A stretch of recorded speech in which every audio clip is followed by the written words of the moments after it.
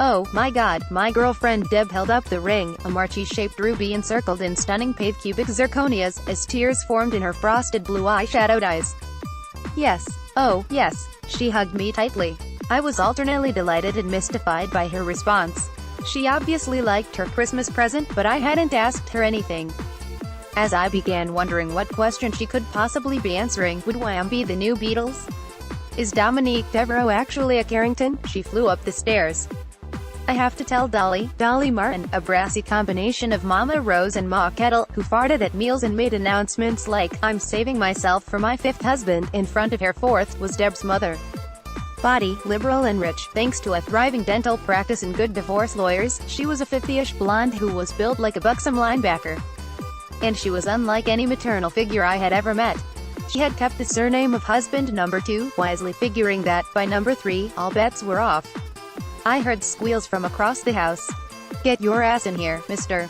Dolly grabbed me and hugged me tightly, rocking back and forth as she began to cry. I knew that she adored me, as I did her, for she treated me like one of the family. When Deb and I had sex in Deb's downstairs bedroom, Dolly would throw open the door at the top of the stairs and scream, "Go, team!" But this reaction to Deb's Christmas present, albeit an expensive gift, seemed over the top even for her. What was I supposed to do, I wondered? Bow, curtsy, pass around a tip jar? "What do you think about the Westboro Country Club?" Dolly said, handing me a glass of Asti Spumante. "Well," I replied, "I'm not really dressed for it, but maybe they have a clip-on tie I can borrow?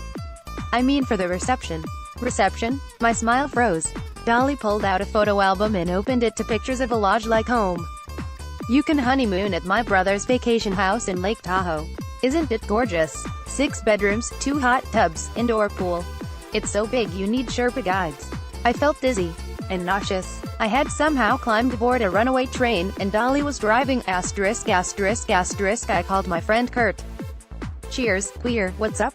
In the couple of years since he had come out, Kurt had somehow decided that I was suppressing my true self, and now felt obliged to start every conversation with this greeting, which, as a good Christian, I was constantly called upon to forgive. "I think I'm getting married," I whispered, so that Mother and Dad wouldn't hear. "What?" He dropped the phone. "Hold, please," he bellowed from a distance. "Your call is very important to us." He fished around and picked up the receiver. "Don't even kid about that. You just about gave me a coronary, and girl, I'm too young to die." "Stop doing that girl thing." "So, who's the unsuspecting bride?" "Deb."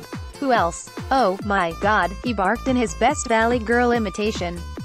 "How did this happen?" He paused. "Oh, it was that ring. Yeah, it was just nice enough to qualify. Although who has a ruby engagement ring is beyond me, but hey, there's no accounting for taste. It was just supposed to be a Christmas gift. I mean, I love Deb, and I love toaster strudel, but that doesn't mean I want to screw with. I have sex with her all the time," I said defensively. "Yeah, after a bottle of booze. Do the math. What am I gonna do? I'm not ready to get married." "Well, you're not getting any younger," he replied. "Or straighter." Forgiveness was exhausting. "You have to tell her the truth," he said. "And fast, before they start taking measurements for the straitjacket." I desperately wanted Kurt to come over and commiserate, but, since I still lived at home, this was not an option. His tragic inability to hide who he was meant that he could never meet Mother and Dad. I hung up the phone and paced the room in a panic. "Please, God," I pleaded quietly, desperately. "Save me." Suddenly, it occurred to me, perhaps the problem was that Deb wasn't, as our bomb-throwing Baptist minister T. L. Thompson called it, my right woman.